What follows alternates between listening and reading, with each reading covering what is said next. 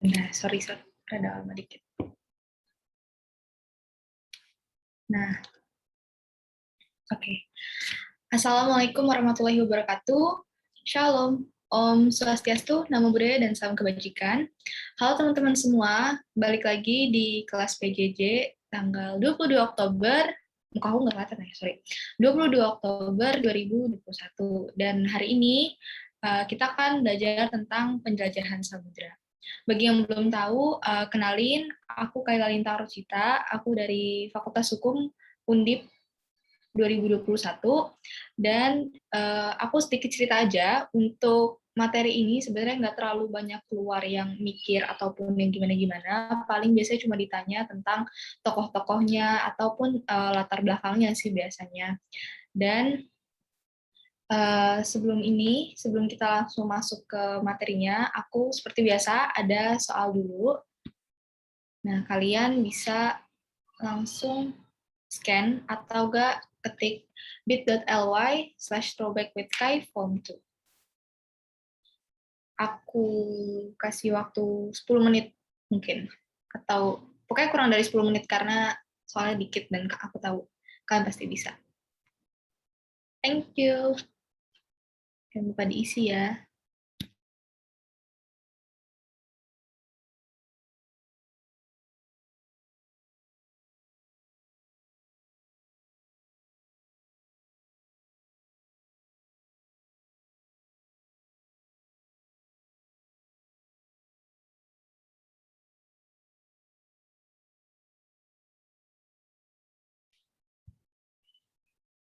Maksimal 16:20 ya guys.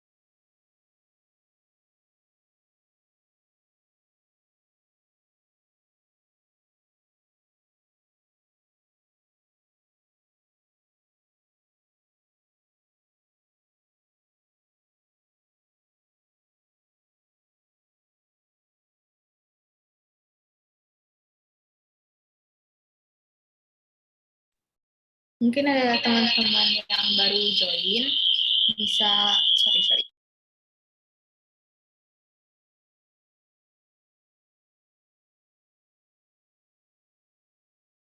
Mungkin kalau ada teman-teman yang baru join, kalian bisa langsung scan barcode ini atau ketik link ini di Safari atau di Chrome kalian, dan ini isinya latihan soal.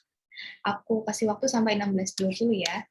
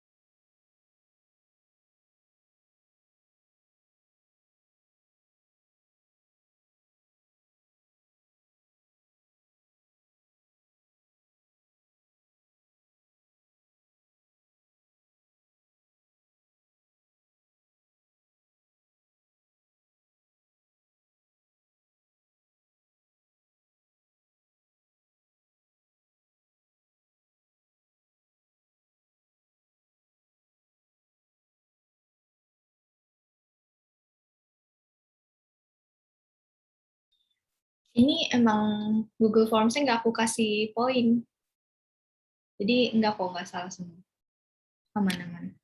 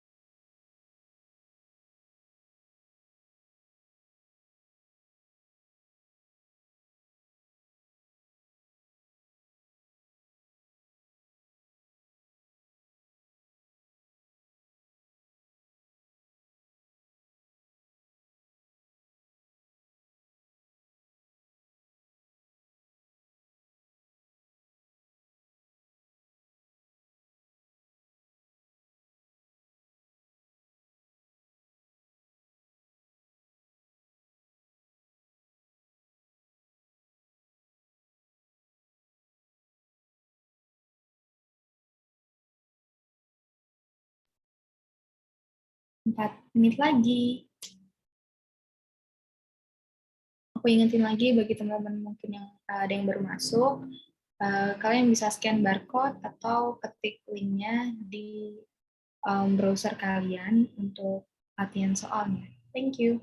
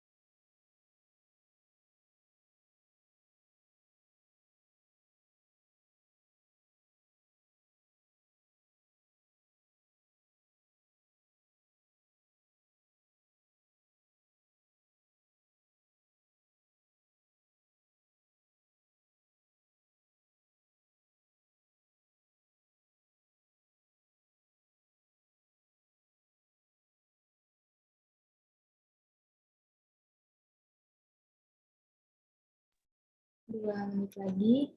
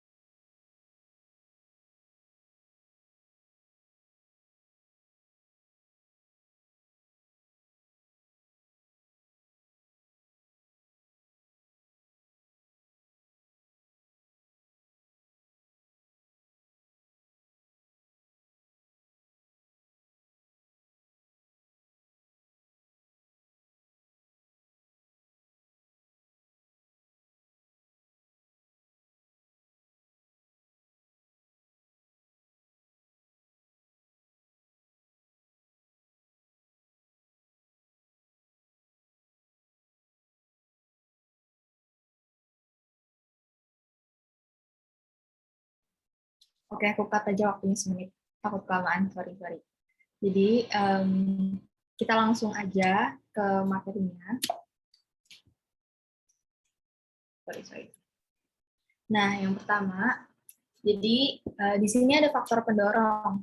Kenapa sih orang-orang Eropa itu langsung pengen apa ya menjelajah gitu? Jadi faktor pendorong yang pertama yaitu Konstantinopel dikuasai oleh Ottoman.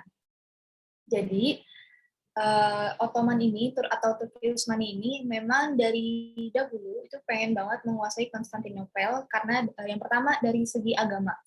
Setahu aku, kalau misalnya di Islam, orang yang dapat merebut Konstantinopel dari Romawi, dia bakal langsung masuk surga. Makanya orang Turki Utsmani ini pengen banget merebut Konstantinopel. Yang kedua, karena Konstantinopel ini letaknya sangat-sangat strategis, yaitu di antara benua Asia dan benua Eropa. Dan juga lautnya ini sangat mendukung lah untuk perdagangan. Makanya Turki Utsmani ini pengen banget menguasai Konstantinopel dan akhirnya dikuasai pada tahun 1453. Kalian harus ingat itu. Oke. Itu awal dari segala perubahan yang ada di dunia ini. Selanjutnya yang kedua itu ada semangat rekonquista. Jadi karena Konstantinopel ini dikuasai oleh Ottoman, makanya ada semangat rekonquista, yaitu semangat balas dendam. Jadi mereka ingin membalas dendam dengan cara menguasai wilayah-wilayah lainnya. Kayak misalnya dulu kan belum ada nama-namanya gitu. Misalnya kayak Indonesia atau ya pokoknya wilayah-wilayah yang lain. Nah, kemudian di sini ada semangat 3G, gold, glory, and gospel. Kalau gold, mereka memang mencari kekayaan baik dalam rempah-rempah ataupun ya emas-emas gitulah. Habis itu glory, mereka mencari kejayaan. Mereka tuh semacam apa ya? Kalau bahasanya zaman sekarang tuh mencari validasi gitu loh, pengakuan kayak kita tuh adalah bangsa yang kuat gitu. Misalnya bangsa Portugis tuh memiliki banyak wilayah, jadi kayak diakui sebagai bangsa yang kuat gitu. Itulah pokoknya. Kemudian yang terakhir yaitu gospel untuk menyebarkan agama Nasrani. Selanjutnya di sini ada, aku lanjut ke bawah dulu nih. Adanya buku Imago Mundi by Marco Polo. Jadi waktu Marco Polo menjelajahi sampai di Cina dan semacamnya itu ada di bukunya yaitu Imago Mundi. Dan itu juga yang membuat si penjelajah ini berpikir, kok Marco Polo bisa ya sampai sana? Kenapa kita nggak bisa? Makanya mereka kayak pengen nyoba gitu. Nah, selain itu juga pastinya didukung dengan ilmu pengetahuan dan teknologi. Meskipun nggak semodern itu, tapi di sini ada beberapa ilmu pengetahuan yang mendorong mereka untuk menjelajahi samudra itu. Yang pertama yaitu Nicolaus Copernicus atau pencetus teori heliosentris. Jadi heliosentris ini adalah teori di mana menyatakan bahwa sebenarnya bumi itu bulat. Kalau misalnya kita pergi, misalnya kita di Bekasi, kita mau pergi lewat timur ataupun lewat barat, mau kayak muter gitu loh, bakal bertemu juga di Bekasi nantinya. Nah, itu yang menyatakan bahwa nanti kita bakal balik lagi kok ke sini kayak gitu. Dan ini ada di dalam buku De Revolutionibus Orbium Coelestium. Selanjutnya, ini ada typo dikit, Galileo Galilei. Beliau ini menyetujui adanya teori heliosentris dan menyatakan bahwa bumi itu bulat dan bumi yang mengitari matahari, bukan sebaliknya. Habis itu didukung lagi nih sama Sir Isaac Newton bahwa menyatakan bintang, planet, benda-benda antariksa semuanya tuh bergerak dalam ketetapan yang diramalkan. Maksudnya diramalkan di sini adalah udah ada jam-jamnya kayak gitu. Jadi kayak mereka tuh udah pasti sebenarnya mengitarinya itu sudah pasti. Makanya bahasanya kayak gitulah diramalkan. Selanjutnya, sebelum kita masuk ke tokoh-tokoh dan lain-lainnya, di sini aku kasih tahu dulu, di sini ada jalur-jalurnya. Sebenarnya jalur sutra ini ada dua lah ya, ada yang darat dan laut, tapi aku bedainnya jalur sutra dan jalur laut. Nah, yang jalur darat ini kan kayak lebih motong, sedangkan kalau misalnya jalur laut ini nih rute utamanya lewat Kanton, Cina, Asia Tenggara, Samudra Hindia, Laut Merah, dan Alexandria. Jadi kalau misalnya lewat ini tuh terlalu jauh nggak sih? Kayak nih, terus Suez gitu-gitu kayak ini cabang-cabang maksudnya mereka kesana-kesana gitu loh. Tapi kan maksudnya ini terlalu buang-buang waktu terlalu lama, apalagi ini di laut lah, di laut. Terus mereka juga stok makanannya mungkin nggak sebanyak itu. Terus dulu kan masih bahaya banget lah itu samudra kayak ya ombak-ombaknya gitu. Nah, akhirnya di sini ada jalur sutra. Sebenarnya, tahu aku ya, ini tuh jalur sutra ini udah lama banget dari zaman Persia, tapi baru baru happening lagi waktu Kekaisaran Mongol. Jadi jalur perdagangan ini perdagangan internasional kuno dari yang menghubungkan dari Eropa ke Asia atau dari barat ke timur. Dan ini sangat mempermudah para pedagang untuk berjualan gitu atau berdagang. Selanjutnya, ini kita langsung masuk ke tokoh-tokohnya dari Portugis. Nah, Portugis ini yang pertama ada Bartolomeus Dias. Nah, dia ini dari Lisabon pada Agustus 1487 dan dia ini mau ke selatan benua Afrika, tapi kapalnya ini kena badai topan. Nah, habis udah reda nih, dia sini kembali ke Portugis. Nah, dia ini pas balik ke Portugis pasti cerita dong ke rajanya. Jadi akhirnya si Dias dan rombongannya ini menamainya dengan Tanjung Badai karena memang badainya topan banget. Tapi sama rajanya ini diganti dengan nama Tanjung Harapan atau Cape of Good Hope untuk menghilangkan kesan menakutkan dan memberi harapan bagi bangsa Portugis untuk menemukan Hindia. Jadi kayak di situ tuh ada harapan gitu, lewat situ ada harapan biar langsung memacu bangsa-bangsa orang-orang Portugis lainnya untuk cepat-cepat menemukan Hindia. Gitu. Selanjutnya, orang Portugis kedua itu adalah Vasco da Gama. Pada tanggal 8 Juli 1497, Raja Portugis Manuel I memerintahkan Vasco da Gama ini untuk mengikuti jejaknya si Dias. Tapi kan si Dias tadi kan nggak nyampe itu ya, nggak nyampe Hindia. Nah, dia ini kalau si Vasco ini diperintahkan, tetapi dia melakukannya lewat sepanjang pantai Afrika Barat. Dan dia itu sempat singgah di Afrika Timur. Dan melalui ekspedisinya ini langsung memasuki Samudra Hindia dan Laut Arab. Kemudian Vasco da Gama ini akhirnya tiba di Kalkuta, India pada tanggal 22 Mei 1498. Jadi itu dia kenapa Kalkuta India itu dinamakan India, karena mereka mengiranya itu Hindia yang selama ini mereka cari. Dan ia langsung mendirikan pos perdagangan. Ia membeli rempah-rempah untuk dikirimkan ke Portugis dan sebagiannya dijual ke Eropa. Jadi, kalau misalnya orang Portugis ini, kalau misalnya udah menjajah atau menetap gitu, mereka tuh bakal langsung membangun dua tempat gitu. Yang pertama, pastinya itu pos perdagangan. Yang kedua, itu benteng. Jadi, ekonominya dapat, perlindungan dirinya juga dapat. Nah, selanjutnya ini ada Alfonso de Albuquerque, ya gitulah pokoknya. Dan setelah tadi Vasco da Gama menduduki Kalkuta, mereka sadar kalau misalnya itu tuh bukan penghasil rempah-rempah yang selama ini mereka cari. Dan akhirnya mereka melakukan ekspedisi lagi ke wilayah dunia bagian timur. Bumi bagian timur. Dan cara termudahnya, mereka selalu selalu kayak cara termudahnya itu untuk selalu menguasai wilayah yang memang pengen mereka kuasai komoditasnya. Jadi mereka ingin menguasai Malaka. Oleh karena itu si Portugis ini mengirimkan Alfonso ke Malaka dan akhirnya ditaklukkan pada 1511. Nah, setelah menguasainya, langsung dikirimkan kapal di tahun 1512 dan dipimpin oleh Antonio de Abreu dan Francisco Serrao dalam pelayaran ke Maluku yang merupakan asal muasal rempah-rempah itu. Dan kan dulu ada kerajaan Islam ya, Ternate dan Tidore di Maluku. Dan di Portugis ini diizinkan untuk berdagang di Ternate oleh si Sultan Ternate. Tapi dia juga membangun benteng kayak yang bilang tadi. Tapi hubungan mereka ini menjadi rusak karena Portugis ini benar-benar pengen memonopoli, menguasai seluruhnya rempah-rempah. Akhirnya gubernur dari Portugisnya ini, Lopes de Mesquita, ini membunuh Sultan Hairun yang nantinya anaknya Sultan Hairun ini bakal melakukan peperangan selama 5 tahun, yaitu Sultan Ba'abullah. Aku ingat banget, ini Sultan Ba'abullah, ini keluar di UTBK aku nomor 1.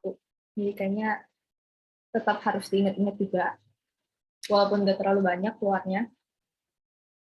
Dan berhasil mengusir Portugis selamanya dari Maluku sejak tahun 1575. Kemudian masuk ke bangsa yang kedua, yaitu bangsa Spanyol.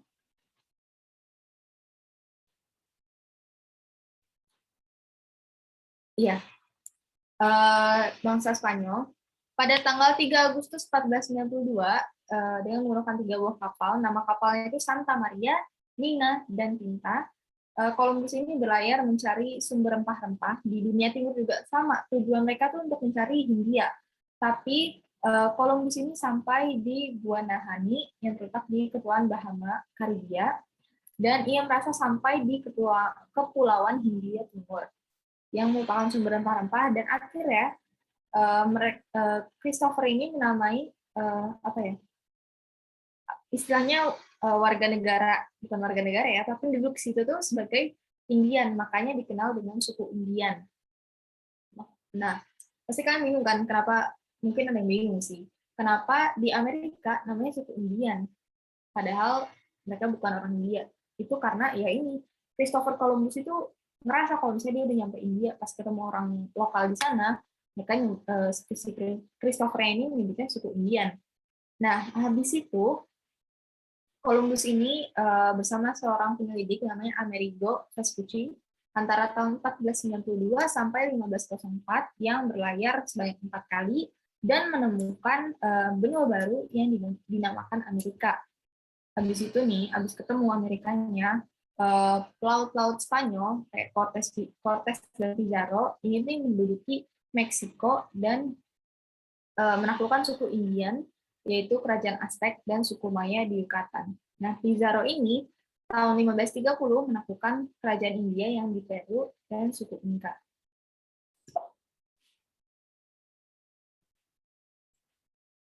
Oke, selanjutnya ada Ferdinand Magellan,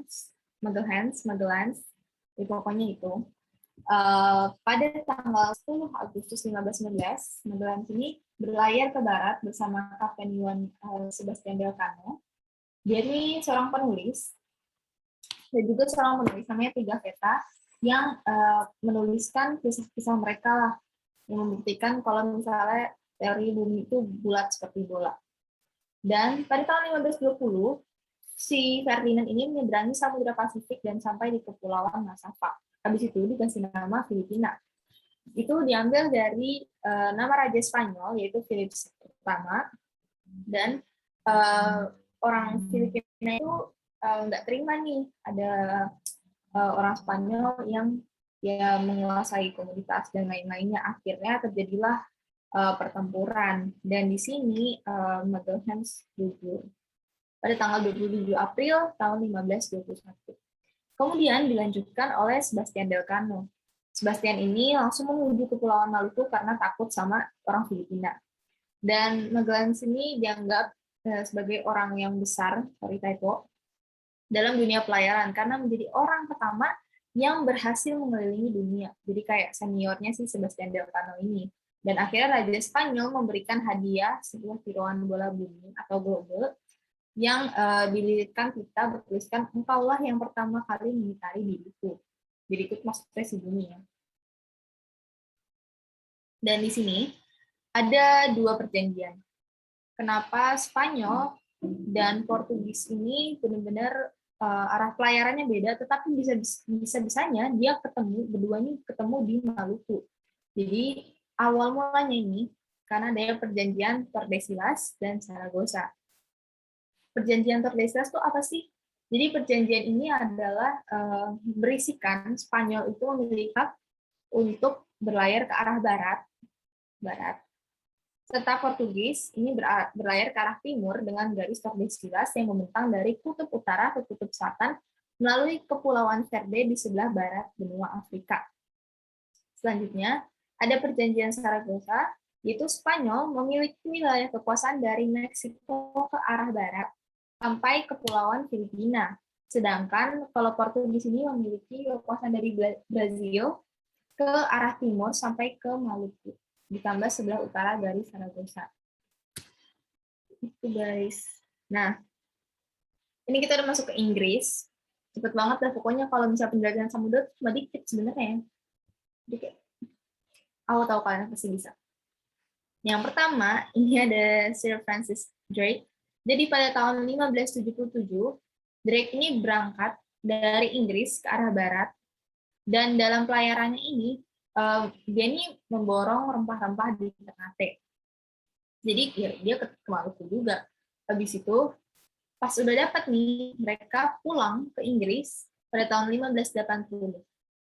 Dan pelayaran Drake ini belum memiliki arti penting secara ekonomis dan politis karena dia borong doang sebagai pembeli biasa, belum melakukan kebijakan atau yang lain-lainnya gitulah, cuma beli pulang udah gitu doang.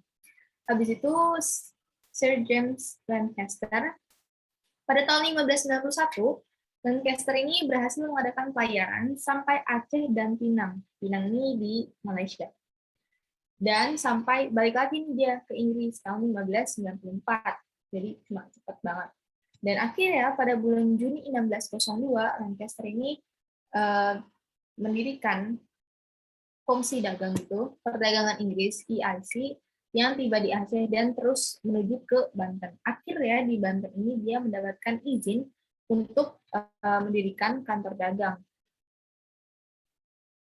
Selanjutnya, ini ada Sir Henry Middleton, di mana pada tahun 1604, pelayaran kedua EIC ini dipimpin oleh beliau dan berhasil mencapai Ternate, Tidore, Ambon, dan Banda. Nah, akhirnya karena kan terjadi persaingan dengan VOC, karena memang Belanda sudah menguasai wilayah itu udah lama banget ya. Nah, kalau kalian ingat juga, VOC ini didirikan kalau nggak salah 20 Maret, pokoknya tahunnya itu 1602, di mana itu lebih dahulu daripada si Henry Middleton ini. Makanya terjadi persaingan dengan VOC. Kongsi dagang Belanda dan Hindia. Kongsi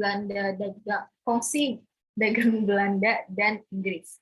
Dan selama tahun 1611 sampai 1617 ini, orang-orang Inggris mendirikan kantor dagang di Sukadana atau Kalimantan Barat Daya, Makassar, Jayakarta, Jepara, Aceh, Pariaman, dan Jambi. Nah, itu guys. Selanjutnya ini ada William Dampier. Dan sebenarnya kalau misalnya ini dikit-dikit aja sih guys. Pada tahun 1688, Dampier ini melakukan pelayaran dan berhasil mendarat di Australia. Dan ia nih terus melanjutkan pelayarannya menyusuri pantai ke arah utara. Selanjutnya, ada Pilgrim Fathers. Dan ini pada tahun 1607, rombongan ini berisi bapak-bapak lah ya istilahnya. Dan kapalnya ini bernama Mayflower yang berhasil membawa rombongan mendarat di Amerika Utara. Selanjutnya ada James Cook yang paling ganteng. Di sini pada tahun 1770, Cook ini berhasil mendarat di pantai timur Australia dan menjelajahi pantai secara menyeluruh pada tahun 1771. Akhirnya si James Cook ini dikatakan sebagai penemu benua Australia. Lanjut, ini Belanda. Oke, jadi Belanda dari Barents dulu, namanya Willem Barents. Nah, pada tahun 1594 ini, Barents mencari daerah timur di Asia melalui jalur lain, yaitu ke utara. Dan perjalanannya ini terhambat karena air laut membeku sesampainya di kutub utara.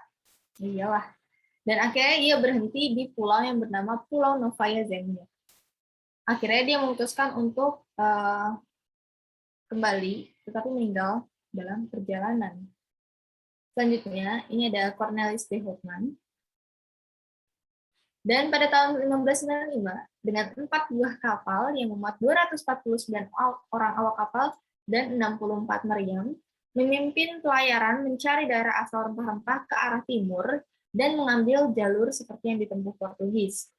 Nah, jadi si Belanda ini udah siap banget kalau misalnya ketemu Portugis, karena mereka memang mengambil jalur Portugis, makanya disiapkan 64 meriam. Dan kemudian pada tahun 1596, Cornelis de Houtman ini akhirnya sampai di Banten. Nanti bakal dilanjutkan di materi selanjutnya kalau Belanda. Nah, kemudian ini ada Abel Tasman. Abel Tasman ini berlayar di sebelah tenggara Australia pada tahun 1642, dan ia ini dikenal dengan namanya pulau yang dikenal dengan nama Pulau Tasmania. Kemudian ada Jacob van Eyck, dan ekspedisi ke Hindia setelah perjalanannya dari tahun 1598 membuatnya kehilangan 3 jari karena dia berantem pertempuran. Akhirnya melakukan pertempuran dengan armada Spanyol Portugis di dekat Ternate. Akhirnya dia udah capek, dia pensiun dari menjelajahi dan balik ke Belanda menjadi wali kota dan anggota Dewan Kota Praja, serta anggota dari 2 perguruan tinggi Admiralty. Dan akhirnya beliau meninggal pada tanggal 8 Maret 1638. Dan di sini ada kesimpulan perjalanan gitu, yang compact lah.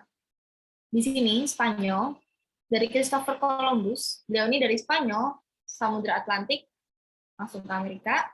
Magellan, dari Spanyol, Samudra Atlantik, Samudra Pasifik, dan Filipina. Sebastian Elcano dari Spanyol, Samudra Atlantik, Samudra Pasifik, Filipina, dan Tidore. Kalau untuk Portugis, ini yang pertama Bartolomeus Dias dari Portugis ke Afrika Selatan, Vasco da Gama dari Portugis ke Calcutta atau India, Alfonso de Albuquerque dari Portugis ke Malaka. Kalau Belanda, Cornelis de Houtman langsung straight to Indonesia, Nusantara. Cornelis de Houtman dari Belanda, Banten, habis itu balik lagi ke Belanda. Jacob van Eyck dari Belanda, Maluku, Belanda. Kalau Inggris, Sir Henry Middleton dari Inggris ke Cabo de Raka atau Portugal, Aceh, kemudian Banten. Kalau James Cook dari Inggris, Australia, Batavia, dan Inggris. Nah, sebenarnya sesimpel itu sih kalau untuk penjelajahan samudra. Kayak kalian tuh memang harus hafal tokoh-tokohnya aja, karena bakal ditanyain. Untuk sisa-sisanya tuh nggak terlalu bikin mikir yang kayak latar belakangnya. Nggak terlalu menjebak juga untuk optionnya pas UTBK. Paling kalau SIMAK UI itu benar-benar, SIMAK UI itu susah banget pasti. Nah, sampai sini aku open sesi Q&A. Open sesi Q&A. Dan bagi teman-teman yang nggak nanya, atau buat semuanya, sini berlaku untuk semuanya, kalian bisa ngirim kayak apa ya, evaluasi kalian curhat. Ini kayak gossip box gitu, terserah apapun. Mungkin aku ngomongnya terlalu cepat, atau kurang jelas, atau gimana. Atau kalian juga bisa minta tolong jelasin lagi lewat kolom chat. Ini cepat banget, cepat apa?